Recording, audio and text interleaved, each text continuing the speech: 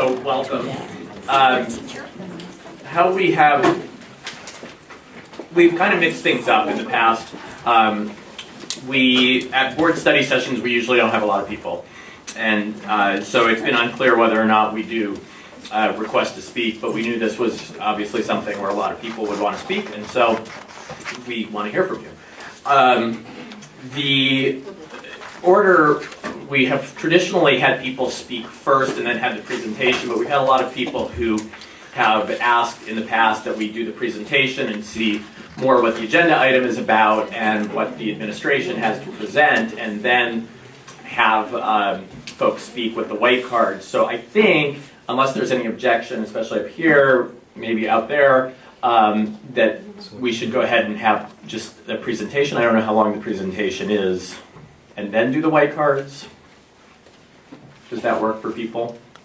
And then after, so we'll do the presentation from the administration, folks on the board can ask, and then ask clarifying questions, and then we'll hear from the white cards in the audience, and then we can have discussion up here. And Carl Zaragoza is the board member who put this on the agenda, and he had wanted to introduce this, but he was up with a sick child all night and is not able to be here. Just so everyone knows, this study session, we don't take action, so this is not an action item. There's not going to be a motion, there's not going to be a decision. It is for us to gather information and to have discussion, and it may or may not lead to a future agenda item. And I think really what Carl was looking for here was not a decision on converting the school to being a foreign language immersion only or magnet school, but I think we wanted to hear more about what is going on with the programs and the future of the programs there, and especially with all the growth in the school, the capacity and the space issues. And I know that there are other issues that are related to that, but that's kind of our purpose here today, I believe. So with that, I will turn it over to probably Faith. Thank you. Good morning, governing board members, Dr. Boyle, Dr. Wagner. I'm Faith Botanic, I'm the principal at Biltmore Prep, and I'd like to go ahead and move through my presentation this morning. All right, so just to give you a little bit of background information about the program, we are in our third year of implementation, and we currently offer the foreign language immersion program in kindergarten through kindergarten through third grade. Our model is a 50-50 model where students spend half of their time in the English language, learning English language arts and social studies curriculum, and then the other half of their day in the learning math and science content in the Spanish language. And there are, a team of 2 teachers who share 2 classes, and so they flip-flop throughout the day. So that's what our current model looks like.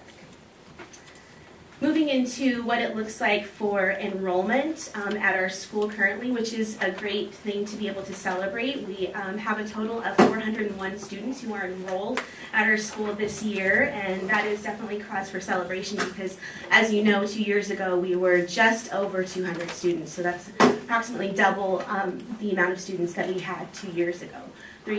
So if you look at the students who make up our total enrollment, that includes students total enrolled students in our traditional program is 212 students, and then the number of students enrolled in the foreign language immersion program is 181 students. Looking at a breakdown of that enrollment, here's kind of what it looks like. In the traditional program, you can see that we do have that kindergarten through 8th grade. We call it our traditional program just because it's the regular public, it's not a specialized program. It's what you get when you come to an elementary school, and we teach the same standards and so forth. So here's what our numbers look like across the board. I do want to highlight 4th grade because there's a total of 38 students and they have been split into 2 classes. All other grade levels have 1 class per grade level.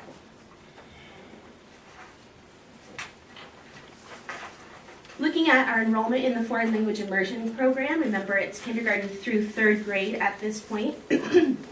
And we have a total of 62 kindergartners. We have 64 first graders, 29 second graders, and in third grade, 26 students, one class. And I'd like to move to a spreadsheet, actually, that I could look at and show you a little bit different of a breakdown, and that needs to be seen. So just bear with me here.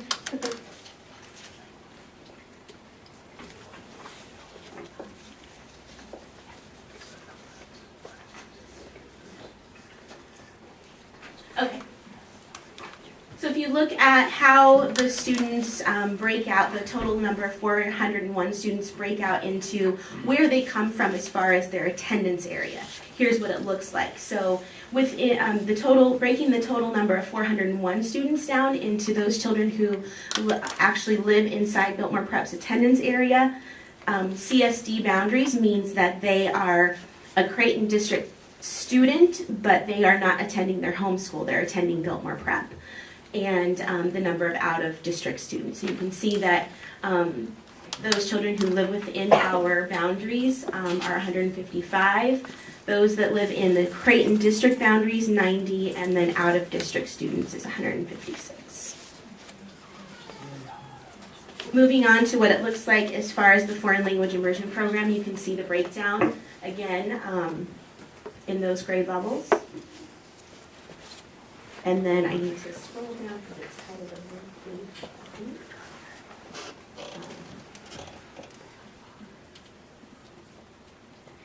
Let's see, I do that. I skip them. So you have a copy of that, correct? So you can see it from the page. It's hard to kind of manage it here. Okay.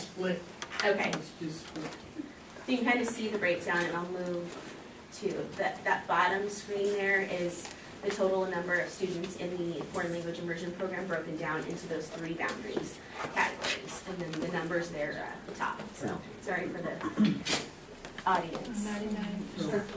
52 in the BP attendance area, 30 in the Creighton's attendance area, and then 99 out of district. Correct. And then moving down to what it looks like for our traditional enrollment, you can see that we have that program kindergarten through 8th grade, and those numbers are similar to the ones that we shared before. And then I'll look at the bottom table, which breaks down the number of kindergarten through 3rd grade students and the number of 4th through 8th grade students. And so you can see K3 in our attendance boundaries, that is a total of 35 students. In Creighton boundaries, 22 students, and then out of district students make up 22. And then I'll move to the next page, and you can see how the breakdown is for 4-8 students in the traditional program. There are 60 within Biltmore Prep's boundaries, 38 within the district boundaries, and then 35 out of district.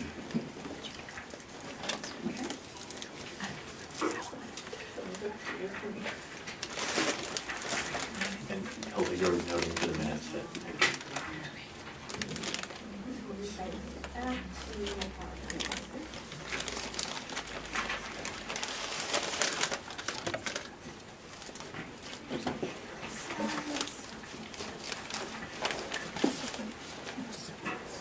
So looking at facilities usage across our board, we do have a total of 42 classrooms, and the breakdown as far as who's occupying those classrooms makes up the three next bullets, because you do know that we have 2 preschools who lease our building rooms on our campus, and that is Little Big Minds and Covenant Child Care Center.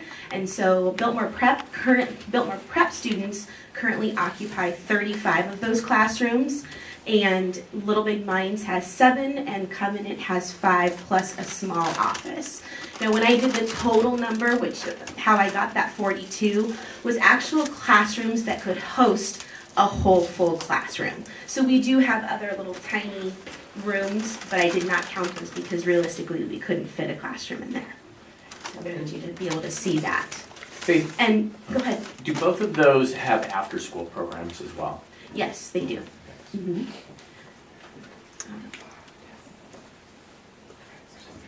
Okay.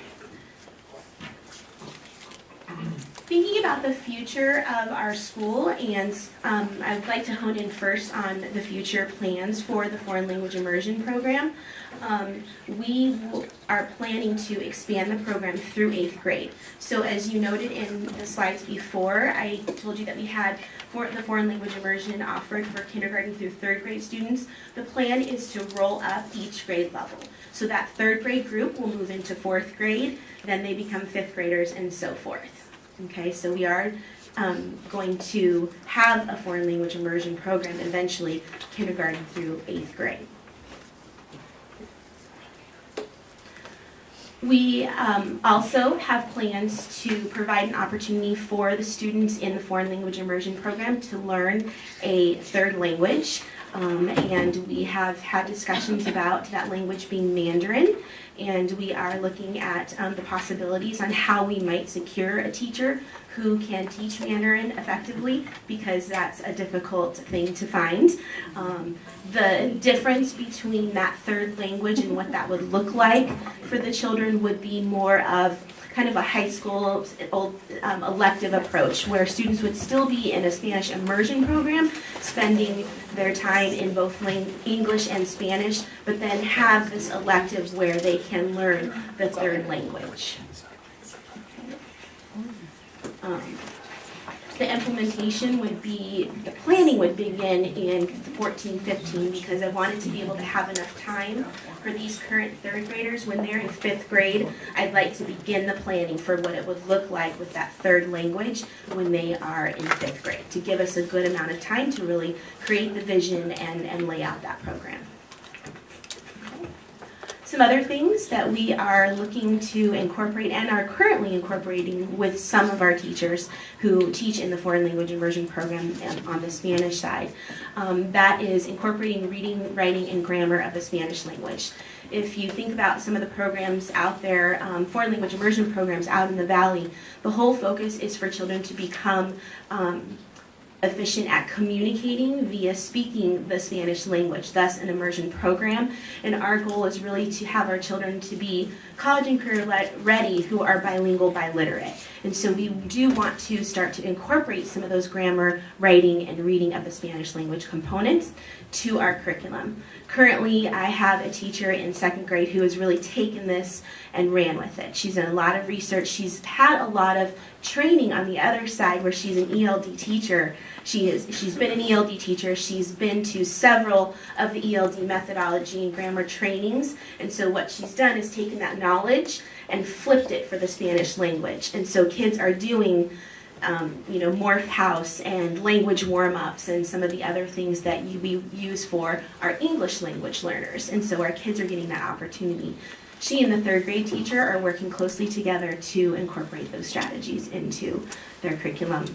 Our other teachers are dabbling in it, and my job as the instructional leader is to provide them the professional development so that we're all implementing at the same effectiveness.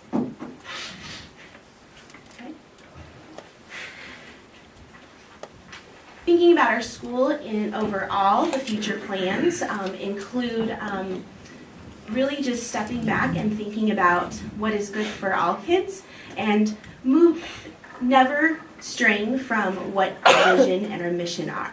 And that is to achieve high levels of learning for all children.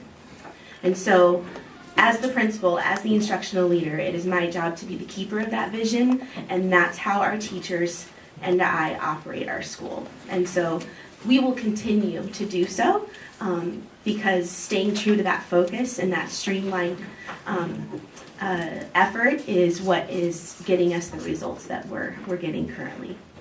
We also are honing our focus on incorporating the Common Core and preparing our students for PARCC assessments. And overall, college and career readiness is what we're really focusing in on.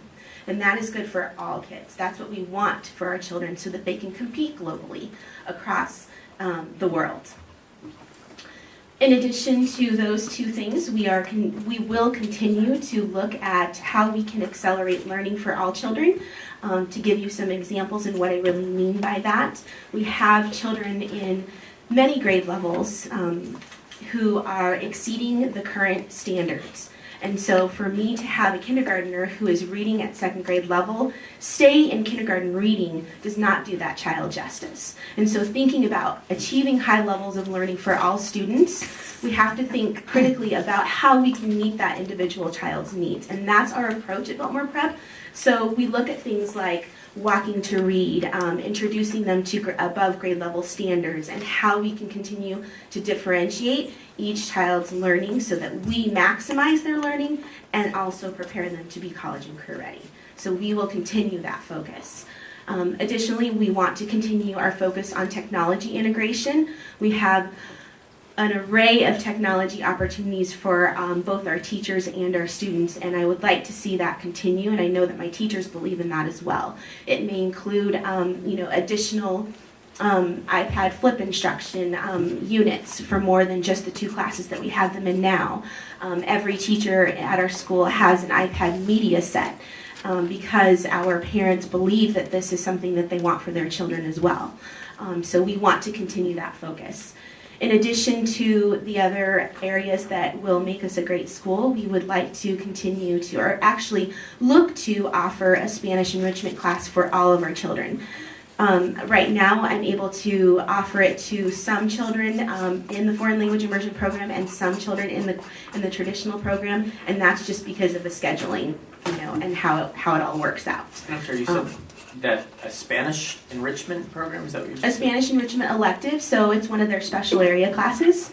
So tell me just a little bit more about what a Spanish enrichment is and what it adds to a student who's already in a foreign language immersion program. It gives them exposure to the language. Again, it's not structured like the actual immersion program is, but we look at having the teacher expose them to overall themes and units. So maybe the unit is on store, and so they learn the vocabulary about going to the store and making a purchase, and tienda and dinero, and just basic kind of Spanish language exposure.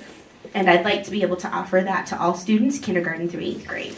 And we're not able to right now just because of scheduling. The teacher is a .5 teacher, and she is a .5 Spanish enrichment teacher and a .5 Spanish 3rd grade teacher. Okay. So, moving on, we've already engaged in conversation with Chad Geston, the principal over at Camelback, to really strengthen our partnership and look to provide opportunities for all of our students to be engaged in a maybe a language club, because he has some outstanding language students at his school who need community service hours and who will be great language models for our children to participate in a club that surrounds them around learning a language and practicing their language. We also have had conversation with him about providing us algebra tutors where our students, we currently don't have an algebra program in middle school, but we are discussing how that might look for students who excel at math at Camelback to come over and tutor our children who are ready for algebra. And then we also talked about our children in 7th and 8th grade being able to attend classes at Camelback. So our kids, again, how are we going to prepare them to be college and career ready? We've got to expose them to algebra, because we know that math is the gateway for getting into many colleges. And so we want to provide that for our children. And finally, looking at future plans, we want to provide an opportunity for our children to become well-rounded and have a diverse cultural experience while they attend our school. And so I just met on Wednesday with a group of parents who have expressed interest in looking to provide an opportunity for our students to travel abroad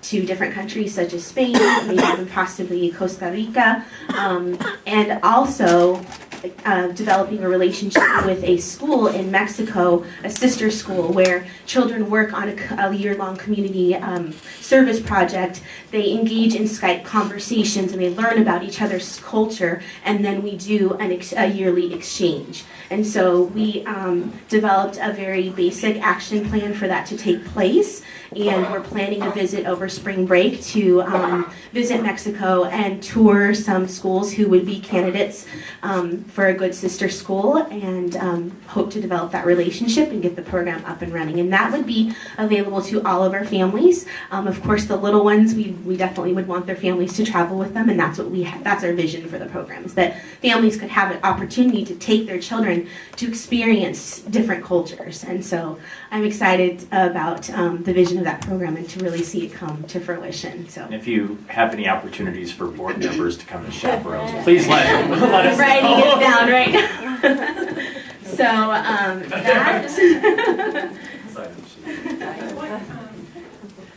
that is my presentation. Go ahead and ask if you've got a question. Go ahead. What cities in Mexico are you looking at? We were looking at Hermosillo because we do have 2 parents that actually have family there and have strong ties to Are you looking at preparatorias or what kind of schools are you looking at? bilingual schools. Well, the prep would be the, okay. I'm not familiar, I'll be honest, I'm not familiar with the Oh, school that's- system, so I wouldn't feel comfortable responding to your Okay, question okay. adequately. Sorry, That's why I'm going to learn. Okay. So I'll take questions at this point if you have any. Are there questions on Faith's presentation? Yeah, first of all, I'd just like to say that it really sounds, there's a lot of good things happening there and a lot of innovative ideas. It's really awesome. The one question, or I have a few questions, but one of them was, I don't know, this is like the 5th slide, I guess. Wait, somewhere. Oh no, it's the 2nd slide. A team of 2 teachers, so is that per class? No, they share 2 homerooms. So if you are the English teacher and I'm the Spanish teacher, in the morning you have class A and I have class B, and then we switch halfway through the day and you get class B and I have class A. So we share 2 classes. Okay, Is that? but for kindergarten through 3rd grade, there's only 2 teachers who are doing those? No. Okay, Let that's, me clarify. Okay, okay. so in kindergarten I have 3 sections of foreign language immersion. In 1st grade I have 3 sections of foreign language immersion. In 2nd grade I have 2 sections, and in 3rd grade I have 1 section. So you're probably thinking, well, it takes a team of 2 teachers. There's an odd amount of sections in kindergarten and 1st grade. So what I did was I took those 2 extra teachers and they teach 2 grade levels. Right. So if we're a team, you've got the kindergartners in the morning teaching English, I've got the 1st graders teaching Spanish. We flip-flop, you get the 1st graders, I get the kindergartners. okay. So that's how I made that team of 2 to be able to be in both languages. Okay. Is it difficult to find teachers who are qualified to, do this program? It has not been to this point. Things have kind of just all fallen into place, but recognizing that it will be difficult in the future, I've just kind of had some connections with people that I've worked with in the past. So I'm always looking on how I can develop those relationships. To give you an example, I have a mom of one of our kindergarten students, and she has a family friend and has a connection to a teacher who is teaching English in Costa Rica and speaks fluent Spanish, and so I've already met with her to start developing that relationship Okay. as a potential candidate. Okay. And then, how many ELD classrooms do you have in BPA at BPA? We don't currently have any ELD classrooms because we don't have enough English language learners to make up a full section. But we do have English language learners who are on individual language learning plans, ILLPs. Right. Okay. Oh, and then the other question I had, sorry, is I think that Biltmore Prep is further along with the implementation of Common Core standards, and I just was wondering how is it in reading and math, and how high up do you go? This is just my personal curiosity. And all great points that I maybe should have put it in those future plans too, that we would continue to do those things. We have been implementing the Common Core for 2 years now. We chose to do it in math because math was a need at our school to increase our mastery of those standards. So we currently teach the Common Core in K7 in math. But do note that kindergarten through 2nd grade district-wide, we're teaching it in reading and math. So that's the same for us as well. So So above and beyond what the district is doing, our 3rd through 7th graders are getting math Common Core. and just K2 for reading. Reading and math. Right. Yeah. And then you said something about walking to read. What is, did I mishear you? What is It's that? just kind of a little slang term, but so basically those kindergarten students who are reading at that second grade level, there wasn't a guided reading group or a small group with like students who had like needs. So we have those children walking to second grade to read. So that's just a little Okay, catchy right. term, but they attend second grade reading instruction. Okay. That was it. Thank you. I'm not cutting off discussion, but are there any other questions people want to ask before we go to white cards from testimony from the public? If not, thank you, Faith, and Bertamic. You got it. Okay, so I was going to call you Miss Bertamic, but I just thank you, and also just so the board knows we do have Jennifer McLennan here to answer questions, but I want to. We don't have any other presentations, so I'm going to go into the request to address the board agenda items, the white cards. Our policy states that we can give up to 5 minutes, but that we can reduce that if there are a lot of cards. And so I am going to ask everyone to please keep your remarks to 3 minutes. And if anyone, if there are people who maybe want to just feed some of your material to someone else, or you want to pull yourself out of here, I might be able to increase it to 4. So just a thought, probably not going to have any takers on that. So I will call up the first one is Nicole McNeil. Would you please introduce yourself?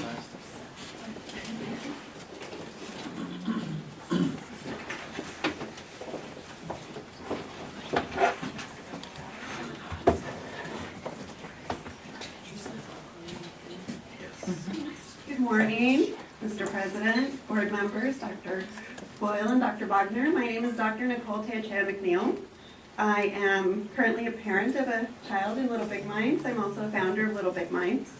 I have a lot of experience in the Creighton School District.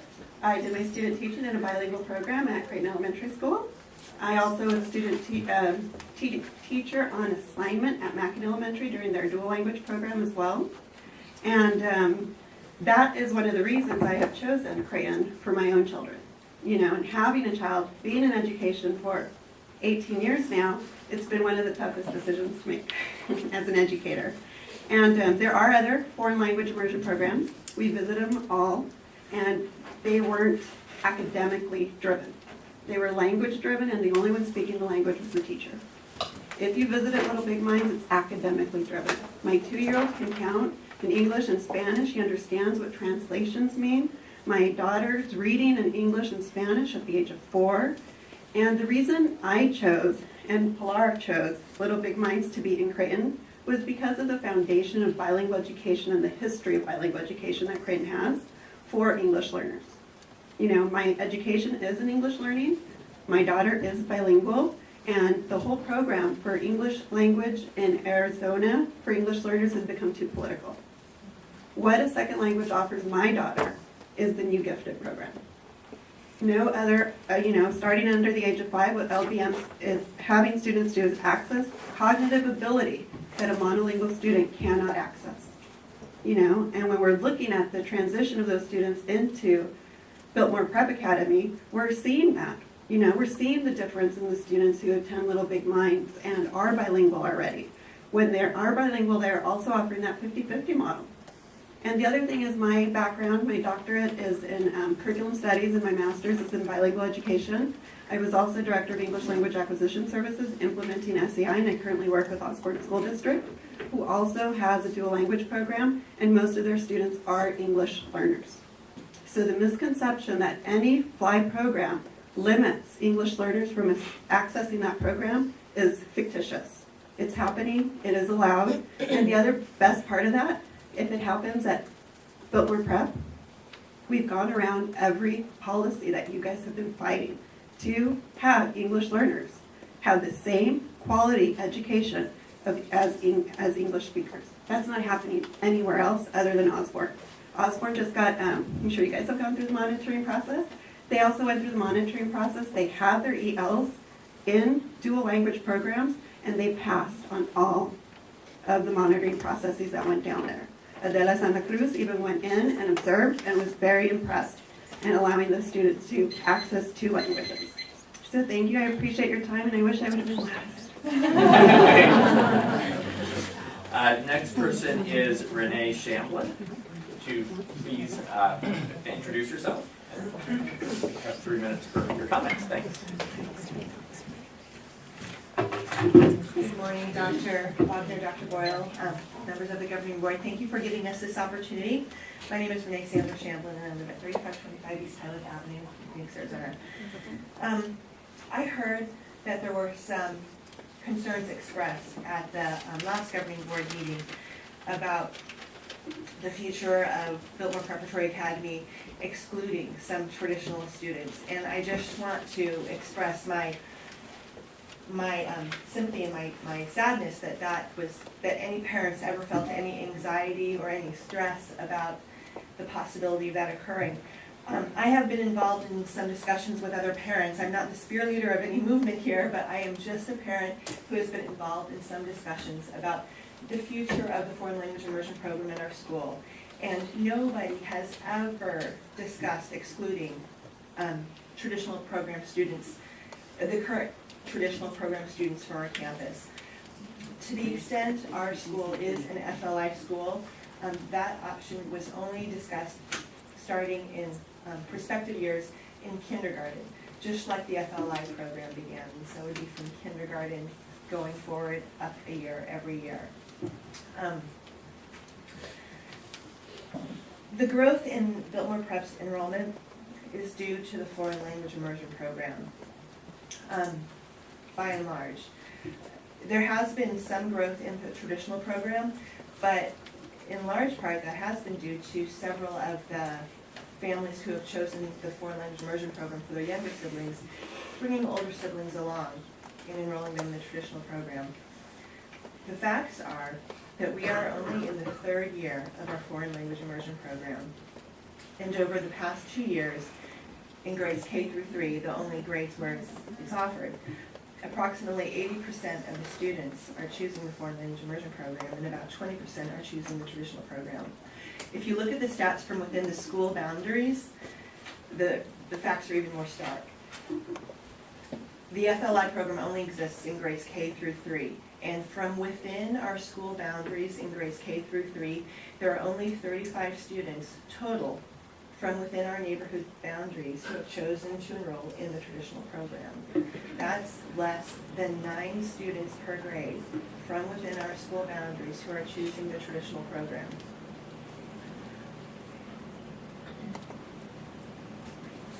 Is that enough to maintain the traditional program?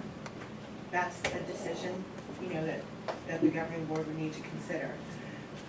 My concern here today is to make sure that the district has a plan for the foreign language immersion program, that it's invested in and developed so it can continue to grow and thrive. We want to have the best foreign language immersion program in the state, and I believe as a part of that, we need to keep Little Big Minds on our campus. They are a huge driving force in our school's enrollment. I understand that in a couple years, they're going to be graduating 50 preschoolers who will be attending our foreign language program. So, thank you very much for your time. Thank you, Ms. Shamblin. The next one, I'm sorry, I'm trying to do this. Yeah, I don't know where I just put my cards. Did I take it? Did I bury them? I bet they're right there. I'm turning pages, I have lots of paper. Okay, our next person is Randy Reed. Please introduce yourself and 3 minutes. Thank you. Thank you very much. I'm Randy Reed. I'm a parent of kids that have gone through Little Big Minds as well as the foreign language immersion program. I'm speaking from someone who tried to establish a foreign language program in the Paradise Valley School District and failed. They just closed 3 elementary schools because of lack of attendance. They were able to save 1 via foreign language immersion. From the other perspective, for the past 10 years, I participated in coalitions through the Navy, through the world, and we are taking a beating because we are not bilingual. The expectation of the world is trilingual. If you are not trilingual, they consider us illiterate. Illiterate. All right, so Americans are illiterate. And that's the message that's coming from some pretty influential people. As the world changes, the society's needs change. The world has gone flat. It's global. Our corporations have to participate in the global arena. Our state is a border state. We participate with Sonora and share resources like you cannot believe.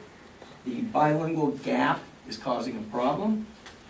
And we need to address it on a national, state, and local community level. This is a strategic decision for all of us. I thank everyone for coming.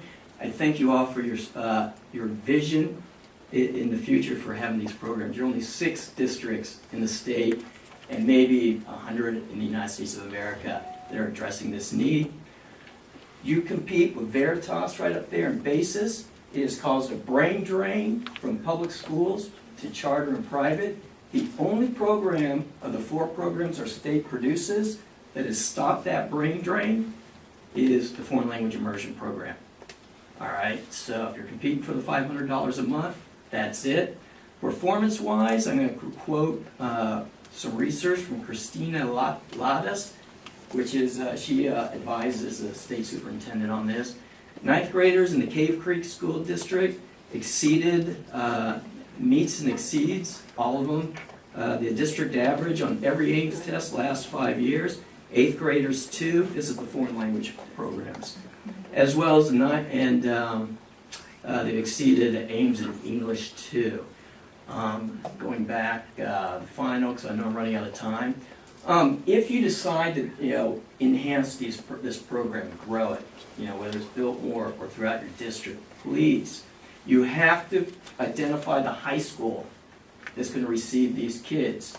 There is a point as we become a bilingual state, the ESL pipeline, those are bilinguals by high school, and the foreign language immersion ones. In high school, they take the same class, a literacy class studying literature like Don Quixote in Spanish. Please make sure the goal is bilingual in 2 languages, fluent in 3, so the Chinese would be a fluency one. The 3rd language, it's got to start in 7th and 8th grade. In order to make the languages work, please develop your music program, age 5 to 10, to develop syntax. It's formed in the same part of the brain. You cannot speak the Asian languages, and Asia is the economic tiger of the world, unless you have syntax. Chinese need syntax. Thank you very much. Thank you. Thank you all. There's no apathy here. We are not, since it's not a blue card, depends what you're going to say, if it's asking clarification or... Oh, okay, only asking clarification. Although I suppose because it's I've heard on the 3 agenda, times so... already. It's about the Chinese language. It's just, Oh, I've heard it before. no, there's, gosh. Can it, wait, is it something directly I can do a that you sidebar, wanted but to? I'll wait. according to my best practices meeting, there's 2 cash languages we have in North America, Chinese and Spanish. Okay. So is it something that you wanted to ask of people, or just something a point you wanted to raise to someone else's? A point I wanted to raise about the Chinese language. I can Is wait. it I can wait. I'll discussion? wait. Yeah. Okay. Thanks. Our next person is Vince Nadolski. Vince, would you come up and introduce yourself and speak to us for up to 3 minutes?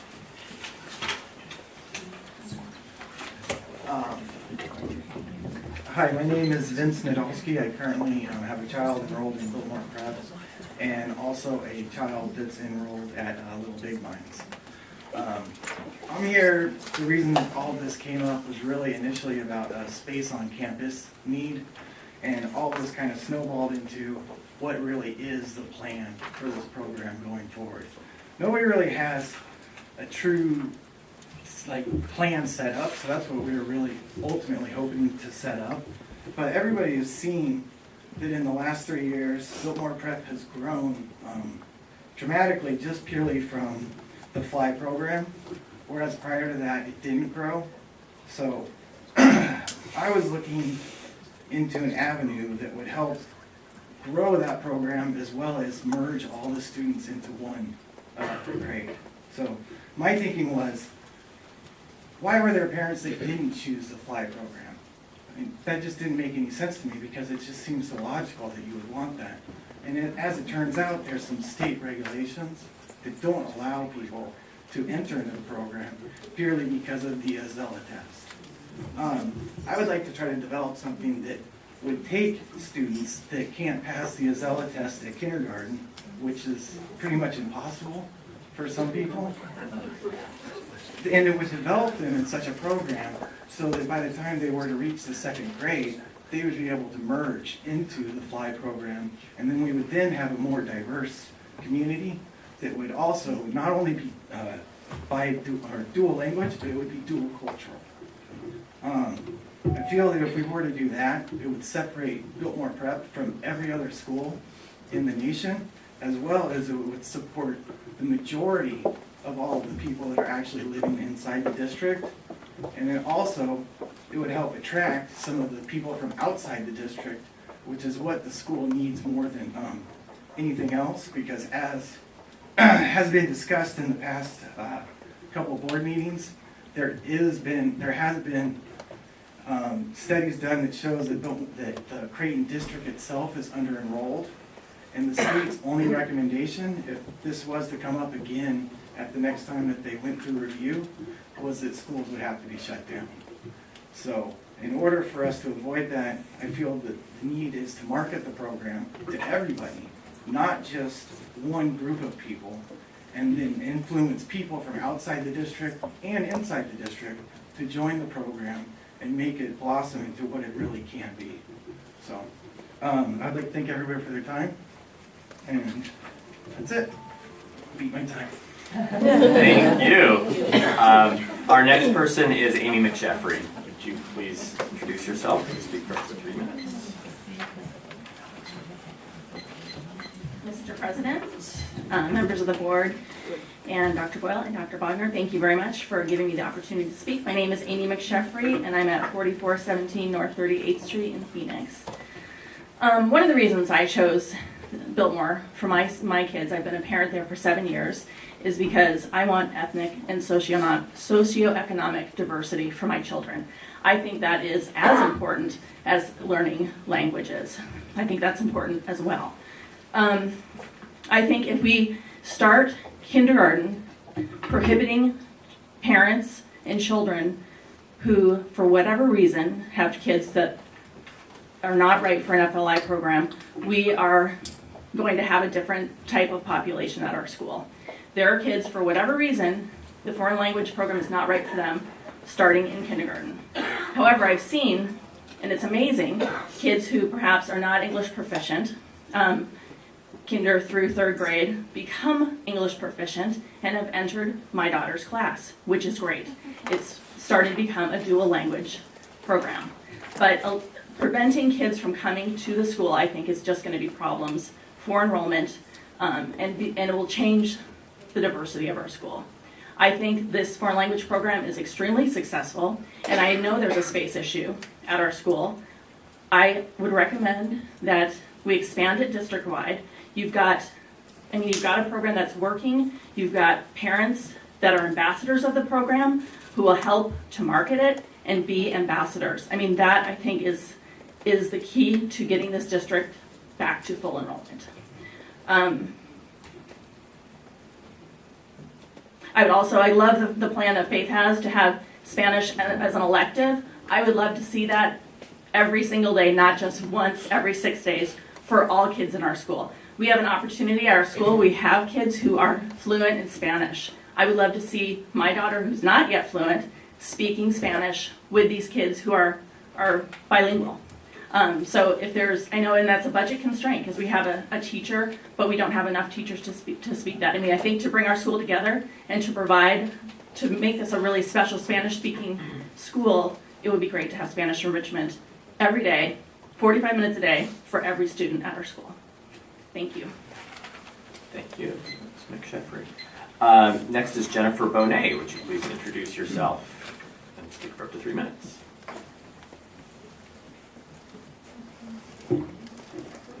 Mr. President and Governing Board, my name is Jennifer Bonet, and I live at 4135 North 33rd Street.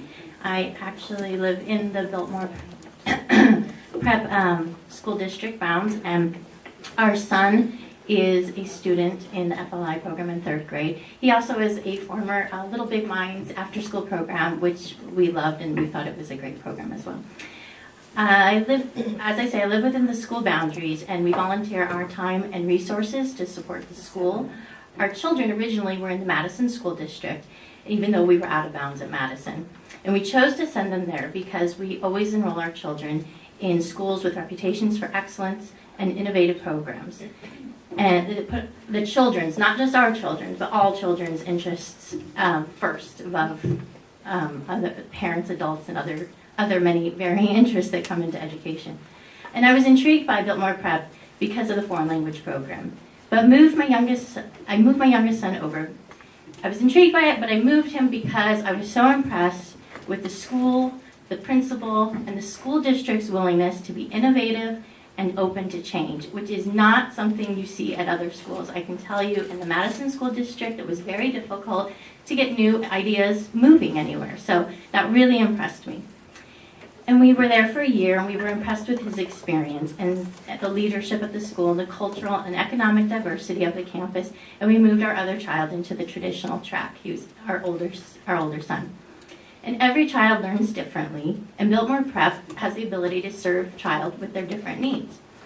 And the neighborhood, this has only been around for a few years, the neighborhood, they're noticing, our neighbors are noticing, the ones that send their kids to private schools, and they're taking notice of, well, what's going on at that school down the street, and they ask us about it. So I think it just takes a little bit of time, and nobody wants their child to be the guinea pig, so it takes a little time to build it up.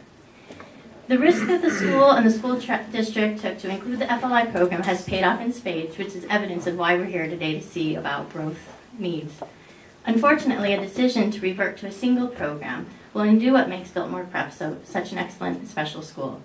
The economic and cultural diversity of the school will be lost by reverting it to just a FLI program. Future families like mine will have to divide their children among schools or move their children altogether to serve their family's needs. And it's also a problem that I don't see exist. If we're so successful, why not spread the success throughout the district and build up this program in other schools where it can help deliver more resources to the schools and students. So I urge you to ensure that Biltmore Preparatory Academy will continue to be a neighborhood school that welcomes children and families with open arms and not closed doors. Thank you. Thank you. Next is Monica, is it Chiago or Chiago? Chiago. Hello, I'm Monica Chiago. I live at 2523 North 27th Street. I am actually outside of the Biltmore Prep school boundary, but I am within the Creighton School District boundary. I have two boys who do attend Biltmore Prep. I have one student who is in 6th grade, and I have one student who happens to be in 3rd grade. So I do have a fly child, and I do have a traditional child. I am just hoping that the program as it exists now, where they are looking to increase the fly program every grade level per year, maintains true to that rather than turning the school into just a fly solely program. I believe that the benefits of having students of other economic backgrounds, social backgrounds, cultural backgrounds that may not be able to lend into the fly program are a great opportunity for these students in the fly program. They give a boost of confidence, not only for the fly students learning those other languages, but also for those students who need to learn the English language. Those other students in the fly program can help them as well. If there is a change into that, in which where the traditional part of the school is no longer existing, I hope there is a plan for the students who do currently are enrolled at BP as a traditional student, because I would hate for my child to not be allowed to attend that school, and I fear that the enrollment at BP may decrease if this happens, since there are families who do have a child in the traditional academy and also the FLY program. It's not feasible for many families to have their children going to many different schools. So I'm afraid that if that happens, that the enrollment will decrease and then the program will not be as successful as maybe it has been. That's all I have to say. The next, I have Tim and Pilar Kelly. I don't know if you want to go together or. Yeah, we'll come up together. Okay. Thank you, Board. Introduce yourself. I'd like to congratulate the Board and the Creighton District for embracing a global trend of bilingualism. And also, I'd like to emphasize a new trend that also, perhaps through serendipity, the Creighton District and Biltmore Prep has also understood, and that is a feeder school system. We see this happening across the private school districts. We see them happening across charter schools and also in other public districts. And that is having a preschool that is attached as part of a K-8 system, serving as a feeder. And certainly, Little Big Minds, I am Tim Kelly, and my wife Pilar Kelly, founders of Little Big Minds and operators, we expect to graduate nearly 50 children into the BPA program this upcoming year. I'd like for you to consider that, and we understand that there are space issues as time comes up. And the growth through the success, particularly of the FLY program, causes a space concern. We think that you should embrace the bilingualism and consider that Little Big Minds is a critical part of making that happen.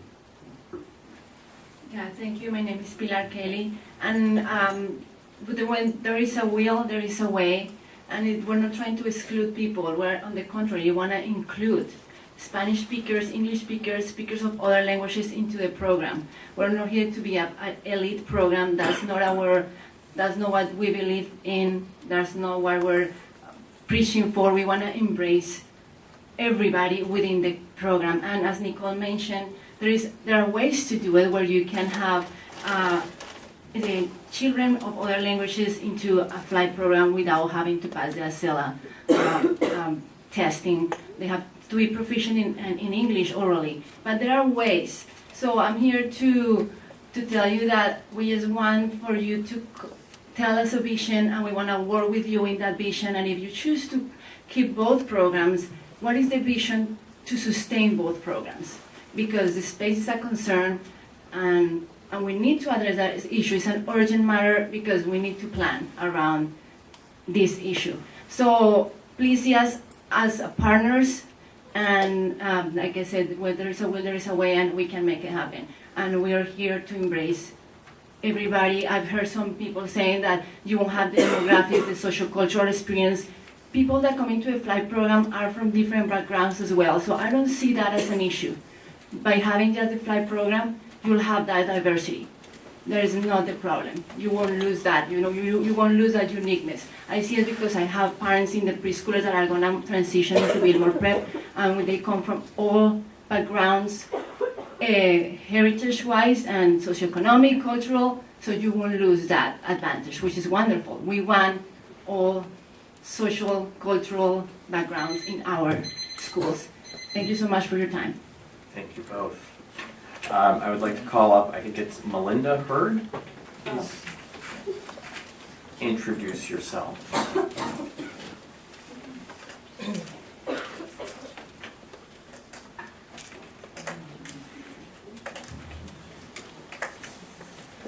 Good morning, Board. I am Melinda Hurd. I live at 2212 North 15th Avenue. I'm out of district.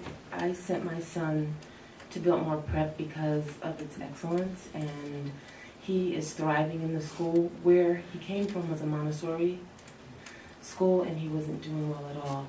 He's in the traditional side. I would have chosen the Immersion program, but he couldn't get into it, so I really wanted him in the school, and I chose the traditional just to make sure that he could be part of the school. And I would, if there was a way that he could somehow learn the Spanish language, I would love that, but I don't want to have to leave the school. I really do like it. I love the principal and the staff, the teachers, and he's doing really well, and I'd like to keep him there. Thank you. Thank you. Our next person is Lisa Stevenson.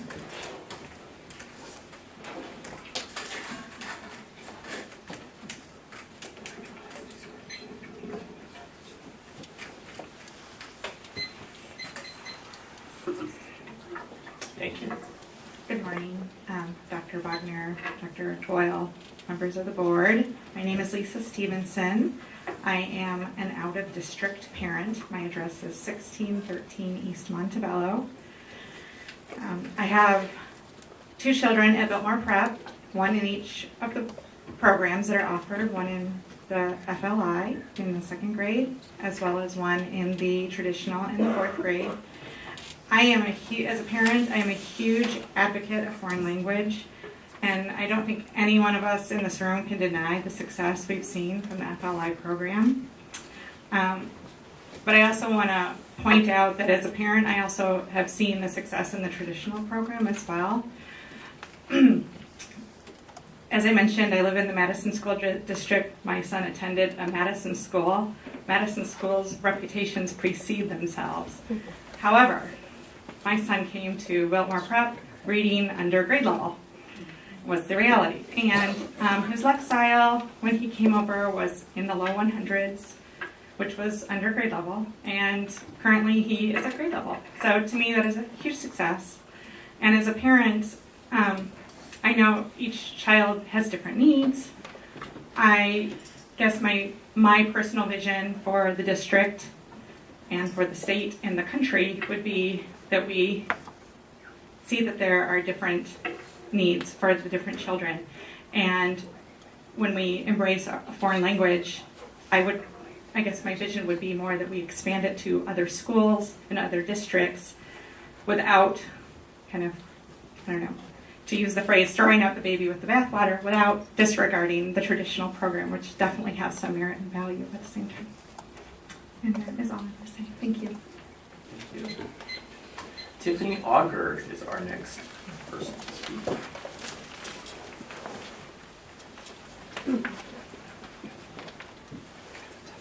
Good morning. I'd like to respond to the rumblings of making Biltmore Prep a magnet school for FLI. To introduce myself, I have 2 children who are open enrolled in the FLI program at Biltmore Prep. We're very satisfied with the program and look forward to having our children continue in it. And I am also an employee of the school working in a traditional classroom as a one-on-one special ed aide. And so I have a sort of unique perspective on the proposed changes. So the reasons I oppose this initiative are many, but to begin, in the past 4 years, Biltmore Prep has gone through many changes driven by neighborhood parents in partnership with the school to create a school environment that would bring families back to the neighborhood school. And a large percentage of our students within school boundaries are enrolled in traditional programs. Cutting that program will take them out of their neighborhood school and force them to attend another. As an aide in a traditional classroom, I have personally seen the growth of the students I work with over the past 2 years. They're entitled to continue their Biltmore Prep education. Busing them to another school in the district it will limit many parents from being involved.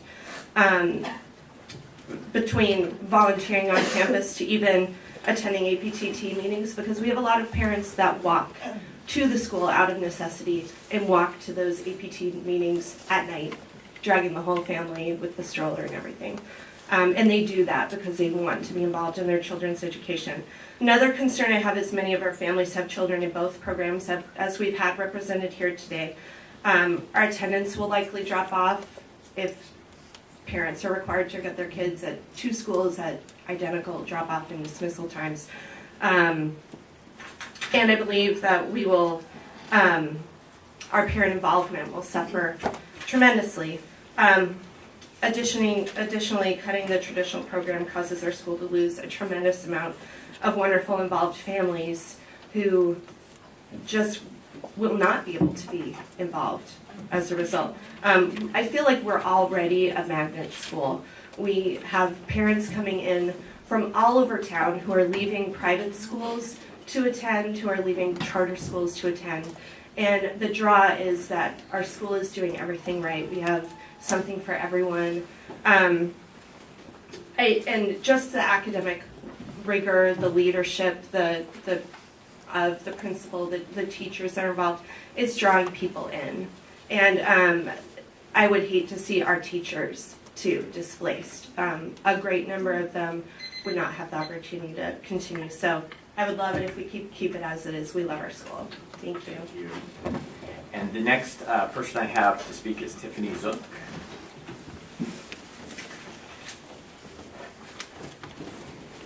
Good morning. I'm Tiffany Zook. I'm at 3517 East Meadowbrook. We do live in the school boundaries. I grew up in the Scottsdale School District, and so when we made the move in town and moved kind of in this little in-between zone, I assumed that I would send my children elsewhere. I assumed that we would be going Madison or Scottsdale. We'd be going on one of the other sides. We were fortunate enough to participate, mainly my husband, to participate in a visioning for what, at the time, Squaw Peak Traditional Academy, Squaw Peak Elementary, was going to, what the future would be. And there was an overwhelming support for it to be a neighborhood school. And we really appreciated that. And we took the gamble that we felt at the time we were taking a gamble because it was so close to coming off of some turbulent times for the district. And we have been nothing less than thrilled. I do have a student in the flight program, and I have a student that is not in the flight program. And I've done a lot of thinking about, said for a long time, if I had had the opportunity, it would be great to have my older son in the flight program.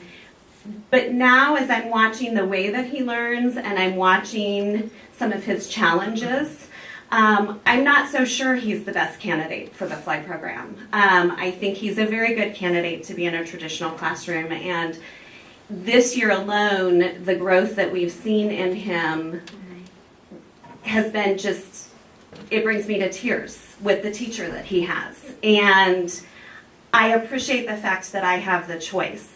I also have a Spanish degree. I also very much value the Spanish language. I very much value students being, and really humanity being bilingual and trilingual.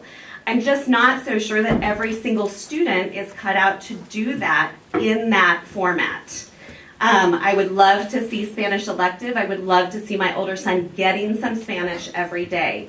However, with some of his challenges, to take away from the education and the direct teaching that he's getting in his own language with the challenges that he has, I think would be really very sad. And I also would hate to not have the choice. I love our school because we have both of these options. And truly, I'm not so sure I would keep even my foreign language student if the format changed, because it's about what the school, it's about the vision of the school, it's about what the school creates, and what the school is creating is excellence. No matter what program, no matter what classroom, no matter what learning level your student is at. So I just would urge you to consider that and to really take into consideration the district bounds and the neighborhood, what the neighborhood really would like. Thank you. Thank you. Next person I have, I think it's Karen, and it starts with an S-Z-Y. So I always have a hard time counting. She did have to leave it, okay. The next one I have is Chad Kurzowski. Please introduce yourself, and you have up to 3 minutes to speak. Thank you, Dr. Boyle, President, Dr. Bogner. My name is Chad Krasowski. I live at 2921 East Cherry Lynn Road. It's in the Kennedy district, or in the Creighton district, and zoned into Kennedy. But my son is a first grader at Biltmore Prep, and he is in the program. My daughter is 2 years old, and she will be enrolling in Little Big Minds next year, so we're looking forward to that. I am really excited about this program. I think that it is clear that this program is one of the reasons for our the higher enrollment in Biltmore Prep. I think it brings a lot of value to the district. I think inherent in a study of foreign languages is a study and a recognition of the value of different cultures. I think that what I want for my son at Biltmore Prep is to be able to be at a school that celebrates language and celebrates culture without any element of exclusion. I think that at both Biltmore Prep and our district as a whole, we have this really unique and great opportunity to look at students that are primarily English speakers who are struggling to learn a second and a third language, Spanish, possibly another language in the future, but also students that are whose first language is not English and are striving and struggling to learn English as a language. My son in particular is not in terms of his learning style, does not lean toward languages as much. My daughter, who is 2, I think will pick up languages very quickly. So I can see nothing better than an opportunity for my son to be able to have ongoing conversations with a student who speaks primarily Spanish as a first language, and know that that opportunity for him to speak Spanish with a first language Spanish speaker will provide just as many great opportunities for that individual who is speaking Spanish to learn English at the same time. And I think that just because of the types of students we get in our district, we have that opportunity. We have students who are really eager to learn Spanish, but we also have students that are really eager to learn English. And I think that a good teacher and a good school district will see those two things as a resource and find structures and opportunities to place those students together in ways that are not only valuable, that are valuable for everyone involved. I think that as a teacher, so I'm a 6th grade teacher as well, a good teacher is willing to recognize what strengths all of his or her students have, and that teacher will look for resources that are within the school as well. And I think by placing all of those students together and looking at what each of those students can bring to the whole learning of the school is very important. So I think in short, I just think that students whose first language is other than English can act both as an academic and a cultural resource for all of our students. Thank you. Thanks. And that is all I have right now for the white cards. So board members, you have, I know Ms. Sexton-Reese, you had a question, so do you want to start us off? Question. I actually had a comment, but I do have 2 questions. One question is, and I'm sorry I don't know the answer to this question, I'm new at the board here. The traditional program that we have at BPA, is that present in any of the other schools in Creighton School District?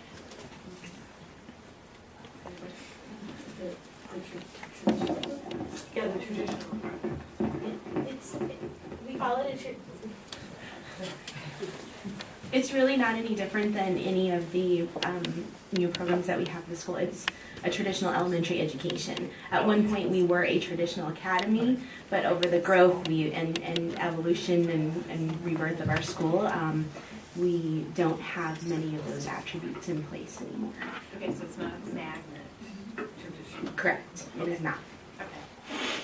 To that point, can I ask, there's still an accelerated grading program there compared to the other, and is Spalding also still in use? Yes. We have, and I wasn't a part of the whole vision, so coming into the school, yes, I was told that desks a certain way.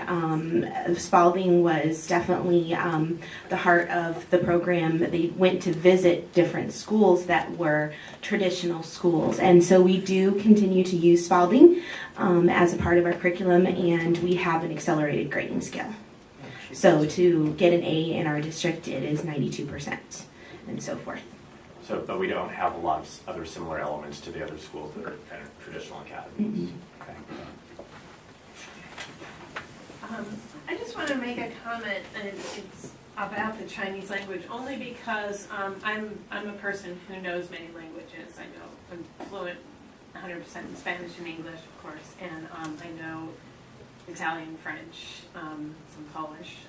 But the reason, and I've studied languages and that kind of stuff, but I've had a lot of friends who've learned Chinese, and I know a little bit about Chinese, and I know that, number one, it's a new alphabet system. It's totally like English and Spanish, we pretty much have the same alphabet, more or less. So it's easier. When you get into Asian languages, it's in other parts of the world, it's a total different symbol system. I've heard minimum 5 years to learn Chinese, so I just think if that's a possibility of introducing Chinese, 7th grade is way too late. That's all. I just wanted to make a comment on that. Maybe starting as early as 3rd grade, just introducing the symbols. Because it's a great idea, Spanish and Chinese and English. It's a great idea, but just being, a person who's been involved with language for many, many years, 7th grade, I don't think it's going to work for the kids, trying to introduce Chinese at 7th grade. The symbols and things like that need to a year just then alone. And things like that. So that's the only comment I wanted to make, just as a person.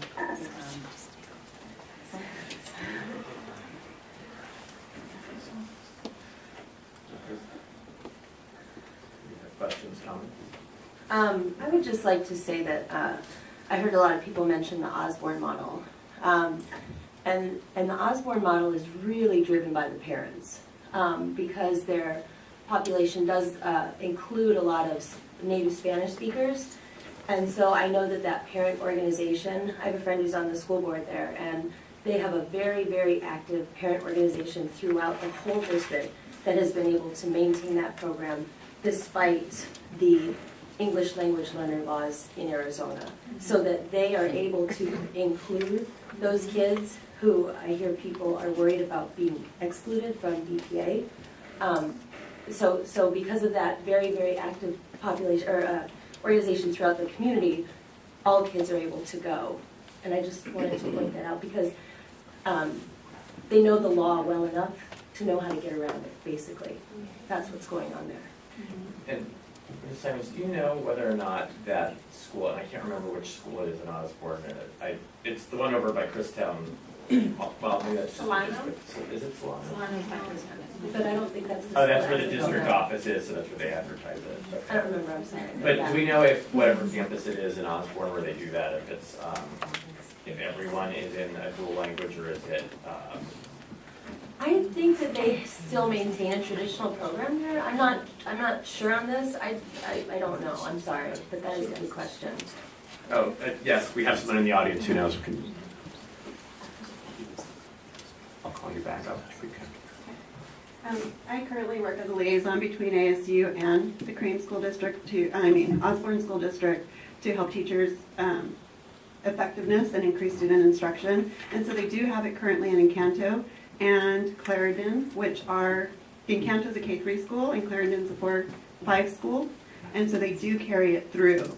And it is not necessary, it's not for, they do have the mainstream program, which is really what, they're not necessarily traditional. They're mainstream general education classes, and then they have the dual language. But the best part that we've been finding in the past 3 years with the growth model is that the students in those dual language programs, both English speaking and Spanish speaking, are showing the greatest growth. And we're currently using the TAP system to observe the teachers. And the teachers as well, the dual language teachers, both English and Spanish, also have the highest effective rate of delivering instruction. Thanks. I didn't mean to cut you off if you had other questions or comments. I did, but I lost it. Okay. Not my fault. Exactly, as long as it wasn't the cards. What is the enrollment capacity at Biltmore Prep? I don't have the exact number. I think it's slightly over 800. I know in the 1960s we had over 1,000, but I think we probably have And we've a little had- better standards than and they did since back I've been then. here, it's been up to like 950, and those small classrooms that Ms. Bertamic left out of the 42 were all used as classrooms, as was the stage and other. So we don't quite, now that we have the school facilities board, we probably don't cram kids in the way we once did. I think that one thing that I kept hearing over and over too is that there's a lot of concern about little big minds running out of space and having to go somewhere else. And I feel like there's a leap that's being made about how if they go, then the fly program is going to disappear. I don't understand how if they leave the campus, all of a sudden everybody's going to go to another fly. I don't know. That's one thing that I'm kind of confused about. If Little Big Minds is it grows too big, then they're going to have to go somewhere. That's one. Am I right about that? Did that sound like a concern? Well, I think the discussions we've had is, as the school continues to grow, our legal mandate is to serve children from kindergarten through 8th grade. And so the question is as the population of the K-8 program, whether it be the mainstream, it's the traditional program, or it's the fly program, as there are more students, the question is where does that space come from when you currently have 2 vendors on that campus that are leasing space. Dr. Bachner, to that point, if we, our legal mandate though is to provide K-8 education to those students within the attendance area, correct? So does that affect, I guess, would open enrollment in the K-8 have to take precedence over whether or not we I think we'd have to look at our policy, and I think we would have to decide what any changes, and I'm saying this because I've heard you say that, Jennifer, we'd have to take a look at the policy and figure out, does the policy cover what the requirement or what we need, or do we need to make a change in policy in some way, shape, or form where we look at prioritization of who gets into the school in specific ways and who doesn't and who goes on the waiting list.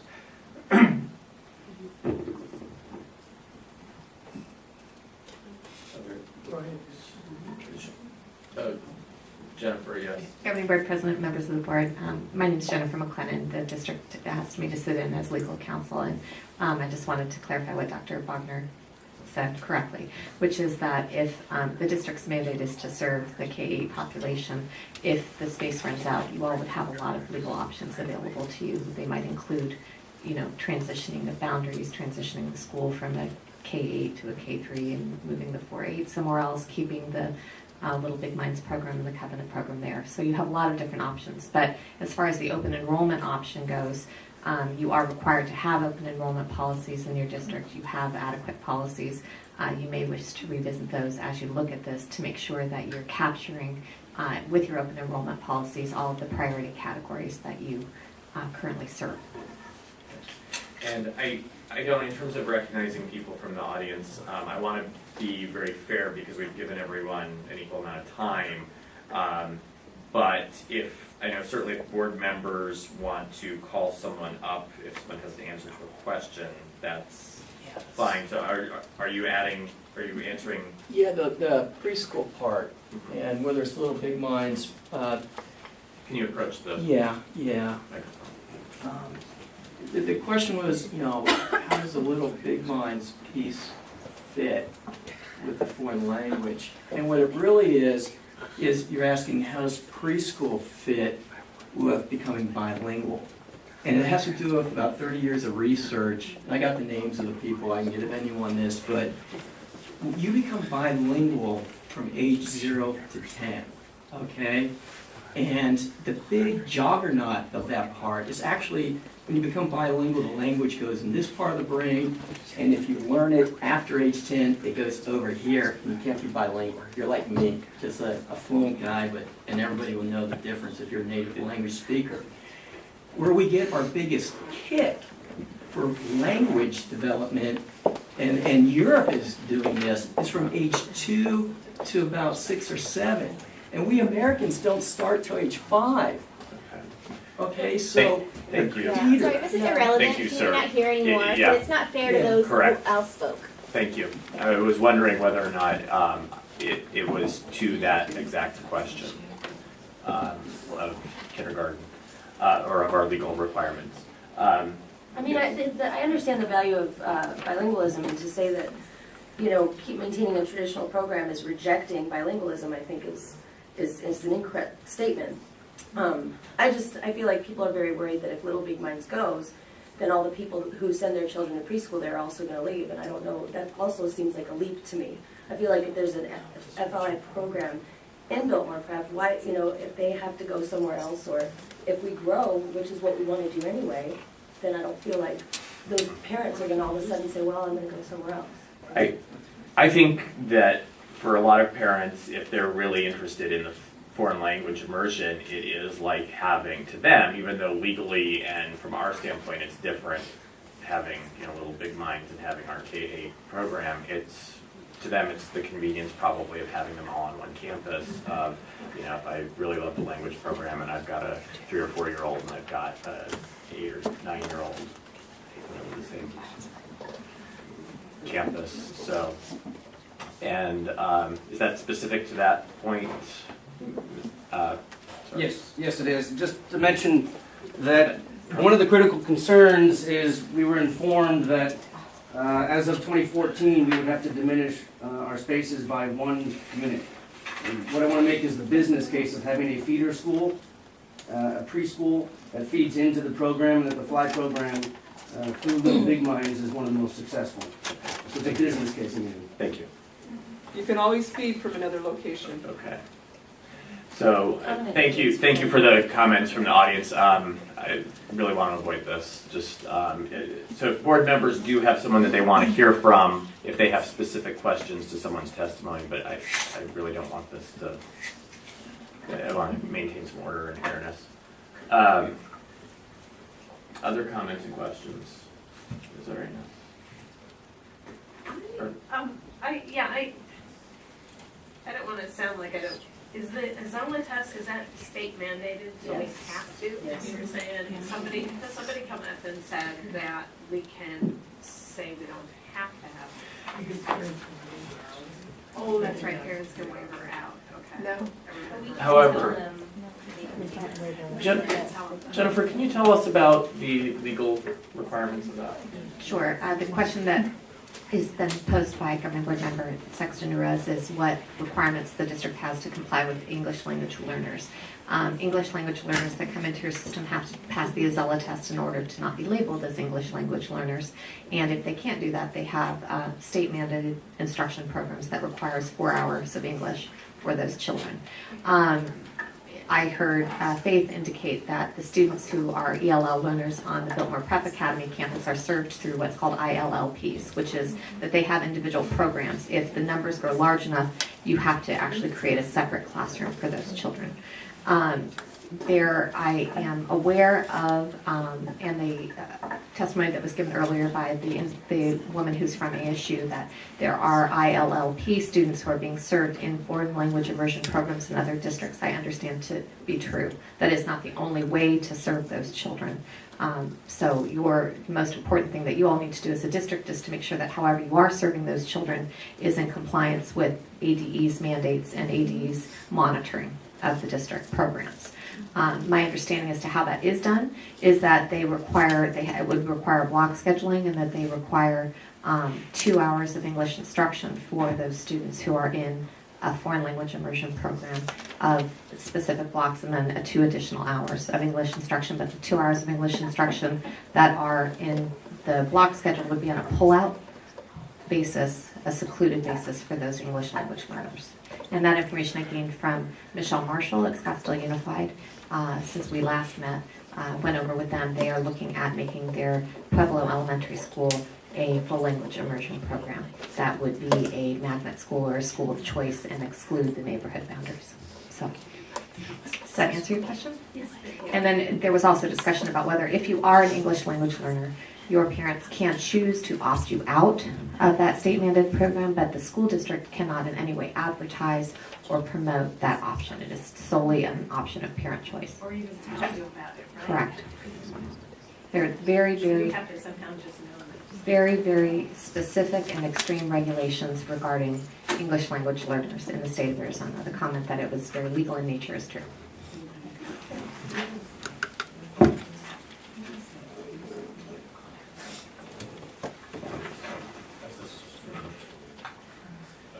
Does anyone else have any other questions or do you want to? One of the an additional piece of information is comparability in funding for Title I schools, and Pam Burkhardt is here to explain that to you because that could also affect the funding for a school that such as Biltmore Prep. Thank you. As you all have heard earlier today, there are some kind of complex regulations around federal programs. With Title I, one of the regulations is that with your district money, you must fund all schools on an equal basis or an almost equal basis. There's a little percentage difference. So if you are doing a school that is a higher cost school and you get outside that automatic funding, you're out of comparability and higher costs? Yeah, a higher cost school. Let's say for instance, you have a school whose enrollment is very low, but you have to provide all of the same services to those kids as you might provide in any school with a larger enrollment. The cost is greater. There is a little bit of flexibility in cases such as that, but we must, with our M&O funding, ensure that all of our students are provided equal services, or we get into a supplanting, uncomparable issue with our M&O funds that affects Title I and M&O, and you can have to pay it back. Annually, we have to compute whether our schools are comparable in nature, and that's a function that Mr. Walmer does each year to ensure that all of our schools are comparable, and we have to provide to the Department of Education, Arizona Department of Education, assurances that we have found all of our schools comparable. So you just need to know that comparability and access to Title I funds can be affected by a number of things, and those things are the amount of money that you put into an individual school to support its programs as compared to what might be in other schools to support their programs. And as school demographics change, because it is free and reduced lunch that entitles the school to Title I funds, demographic shifts affect those funds. Scott, do you want to speak to the comparability and how you do that annually? Sure, there's a number of ways to do that calculation, but that range is very small. It's 5% above or beyond the average district-wide. So that may sound like a lot, but one or two teachers can put you out of comparability. And it's probably most important to know that Biltmore is currently not comparable, but there are some rules within that law that you can sort of divide your district into multiple groups, and then everybody has to be comparable within their group. One is the size of the school. If you have a bunch of big schools and one very tiny school, you can sort of make that a group of one and do the calculation that way. We used to be able to do that with Biltmore Preparatory Academy. They're no longer a small school by that rule. There's another rule about poverty level, and you can divide schools into two groups based upon poverty level. Biltmore currently qualifies for that, and so we calculate their comparability as though they're a group of one, and then we have a group of 8. But lastly, those rules are currently being looked at, and we're told that it's with a intent of tightening that up rather than loosening it. So to summarize, if that rule were to change and we didn't have the ability to do that, we would be out of compliance, and that would have to be dealt with right away, because currently Biltmore has more teachers than per student than the other schools do. And one of the things that's important to note is that if you file an assurance that says you're out of comparability, you have roughly a month to get into comparability. I think you're supposed to be comparable by the end of November every year, if I recall correctly. So there's a lot to think about as you think about how you want to move forward with the program at Biltmore Prep or any other changes we might make in our district. And among those is the important issue of comparability. And I'll give you one example. Let's say you were going to, instead of rolling your fly program up to 4th grade next year or 5th grade or whatever, and your enrollment in that program resulted in a low class size, then it's very likely that we might be out of comparability. So it's a very complex federal regulation that we have to think about, because what we would have to do if we were found out of comparability is we would have to either equalize that by giving the schools that were not receiving the same per pupil M&O funds more funds, or we would have to give a school that was out of comparability fewer funds, and that would mean that you would have to change services at the out of comparability school at midpoint in a school year. So that's kind of a complex thing. So are we at risk of having to do that right now? I hear some talk about, if we make certain changes. But... Well, as Scott mentioned to you, Biltmore has been out of comparability, and we were able to use some of the exceptions to get it comparable.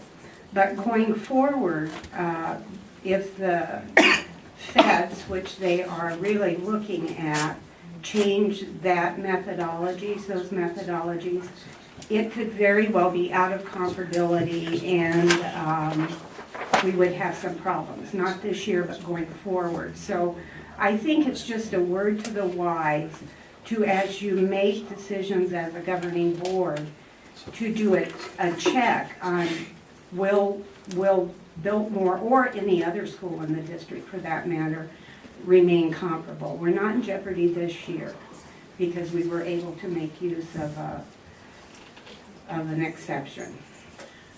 I think Ms. Burkhart and Mr. Walmer and to the administration, this is an important issue, and I'm glad we were able to make those changes, but can we in the future just, if issues like that come up, make sure that they're addressed in our one-on-ones, or just let us know? I think we'll be wanting to watch that. Questions? If not, I have a few. and I know that I'm what's keeping us from lunch, and always that seems to be that way. So, how does the Title I?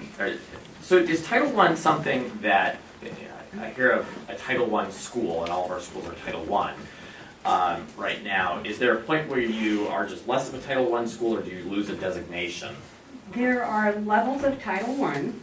And the first cutoff in its percentage of free and reduced lunch or percentage of poverty There are several levels. The first cutoff is, generally speaking, you are not considered to be a Title I school unless at least 35% of your school population is free and reduced lunch, which is the indicator that we use. Between 35 and 40%, you can receive funds, but on a lesser degree, or you would not get as much money per pupil. At 40%, you can become a school-wide program where all of your students can benefit from Title I services. The big exception is that if in your district you have schools that have 75% of their kids in poverty, all of those schools have to be served first before you can serve anybody under that. So this is the way the allocation process works. You take your district level number of free and reduced lunch kids and you divide that into the amount of money that will be given out to the schools, and you get it per pupil, and then you multiply it. Biltmore is our only school who we are seeing lose free and reduced lunch population because their demographic is changing. And that's not a bad thing. It's just that at some point in time, they may no longer qualify to be a Title I school. And that's an important thing to think about because they get enough money to fund a part of a Title I reading interventionist, and they have a half-time Title I facilitator. If they lose their Title I money because of comparability, we could not fund those positions with M&O. So then they would lose access to those services. You mean we could not fund those with M&O, or we could not fund those with titles? We could, well, if they're no longer Title I school, if they lose their Title I status, we could not fund them with Title I. Okay. Yeah. You could also not fund them with M&O because of comparability. Okay. And you would be putting more money in. I see. Do you see how that works? They kind of work together. It's very complex, but they do work together. So, do we have any data of how? And I'm really grateful, Ms. Bertamic, for the data that you provided. Do we have any data on how the free and reduced percentage or poverty percentage of students differs between the traditional and the foreign language immersion program? I don't have that breakout. I know what the percentage is at the school, but because we have our students, I think, identified probably in campus, we could get that information for you. I don't have it at my fingertips. I appreciate that.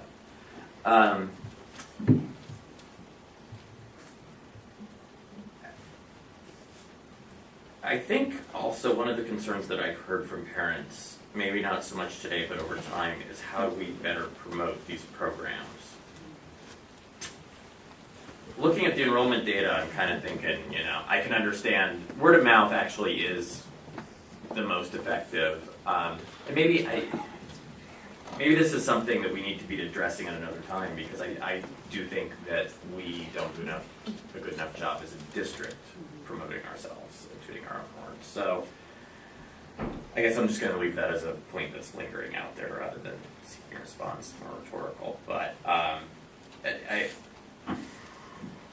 I do think that we need to be promoting all these programs, and I heard a lot of points about having programs on other campuses, and I know it's a little hard given the resources, how strained we are, but at the same time, clearly we've shown that having all that we have at Biltmore Prep has brought in more parents and more resources and grown the district. So it may not be as easy to create some other programs as it was for the foreign language immersion program, because we already had done that at a previous time on different campuses and under different laws. But it seems like that could be a way of helping to grow our population, and that some of the parents who may be interested in Biltmore Prep might be willing to go to other schools if there was a specific program that interested their child. And then I do have a question about, in terms of opportunities for bringing schools together. Are there, do the students in the two programs have similar common lunch times? Do they have common recess? Do you want me to? Sure. Yes, and they do. At our school, both myself, my teachers, and our students, we don't operate as though we have two programs. We are one school, and that is how our daily operation occurs. So kids are not segregated in any way, shape, or form. They are out on the playground together, they're in the cafeteria together, we come together monthly for student recognition assemblies. Everything we do is together. The difference between the two programs, the mainstream kiddos versus students in the FLI program, is that the kids in the FLI program are getting a language, the same amount of rigor, core curriculum, all of those things are similar. We still do accelerate learning in the mainstream program as well. Thank you. That's very good to know.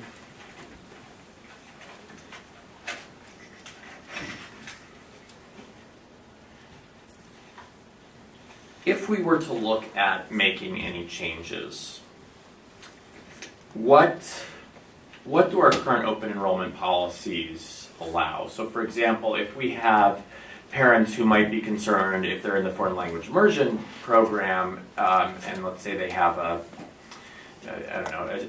student who's in that program today, a third grader, second grader, kindergartner, and they're concerned, maybe they have a child with little big minds, or they're hoping that a future child might be a little big minds and might want to feed into that.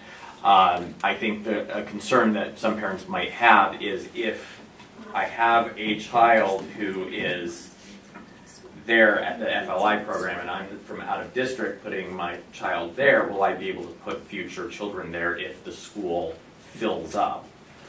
So is there a preference that's given in our open enrollment policies to parents who have a child already at the school?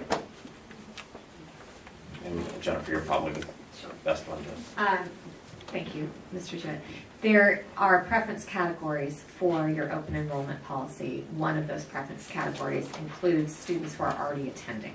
So if the student is already attending the school, then they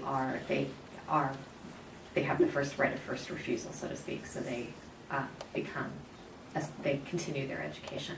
My understanding as to how your district does your open enrollment applications is that it's on a yearly basis. You accept open enrollment applications for the upcoming school year, and you require people to renew on a yearly basis, which is the best and most best practices for any school district to be involved. So, and to date, my understanding is that you haven't had to employ a wait list or a waiting list or concerns about accepting open enrollment applications for the Biltmore Prep or for your other school programs.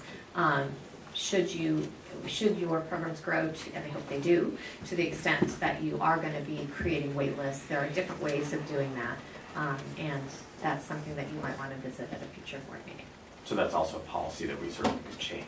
It's a policy, or you could even do it through the regulations that you all have that implement your policies. But one important point with respect to the fact that you have schools that are operating on your campus that are not Creighton schools. The preschool programs, as the school district governing board, you all have authority to offer community education, which can include preschool programs. So I have clients that have district preschool programs. I have clients that have preschool programs of their program that are not being run by the school districts. That's what option you fall into. And so to the extent that you are currently providing any student who attends those preschool programs a space in your kindergarten program, that's appropriate, as long as your kindergarten program doesn't have a wait list. Should you get to the point where you need to wait list those kids, where your campus is such that you can't serve those kids coming in, you all are going to need to figure out whether you want to give preferential treatment to those community ed programs. And there would be ways to legally do that, but it would require changing your policies and changing your regulations. Does that make sense? It does. So it sounds like there is a fair amount of flexibility for us in terms of how we deal with open enrollment in the future. There is. As our school space starts getting tight. The most important thing to remember about open enrollment is that you can't exclude anybody who applies. So you have to also serve, we've talked some about the ELL, but your program whether it remains the way it is at Biltmore Prep or changes, is going to have to serve students with disabilities, students who are homeless, unsafe school choice options. God forbid that would never apply to you all, but you have to comply with all the federal laws that don't allow you to exclude certain populations of students. Thank you. Do we, for the administration, we had a dual language program relatively recently, in the last few years since I've been on the board, that was still operating at MAC, and Eric Dupin had presented on that. Is that something that's now gone? Okay. Why did it go away? Well, because of the issue that school was a failing school and had certain criteria that needed to be met as for instance. Would you like to add to that? It became increasingly difficult under the ELL laws for them to maintain kind of the balance that they needed, and it just kind of faded away after that. So, when we had, at one point before the law came into effect on structured English immersion and basically limiting significantly our ability to do dual language with English language learners, we had dual language programs at, I think, at least Creighton and Mac and maybe others. At one point at all schools. Okay, so did all of those schools though, were any of those schools where all kids were required to do a dual language, or was that an option? No, it was It's a strand. Okay, that's helpful, thank you. Do we have students who transfer at Biltmore Prep between our two programs? I don't know, Faith, you're the best to... Meaning out of foreign language immersion to mainstream and vice versa? Yes. We do. Okay. We do have children that do that. We have children who have become proficient in English and been able to transfer into the foreign language immersion program. We've also had parents choose to move their children out of foreign language immersion, granted very small, because it just wasn't a good fit for their child. Okay. Thank you, that is good to know. And then my final question, and I know that lunchtime, but are there other financial? I think we've addressed this probably, but are there any additional financial challenges of having to have kind of these different strands within a school, or is it, it's not anything where there's a financial challenge to us having kids in separate strands? Right now, our challenge has been, as Ms. Burkhardt and Mr. Wallmer stated, has been around comparability. It's also been in that when we started the program, the class sizes were relatively small. So when the boundary was changed and the school went down to 220, 230 students, classrooms are very small, and they tend to still be fairly small compared to schools in the other district, and so that's where some of the things get a little bit off balance.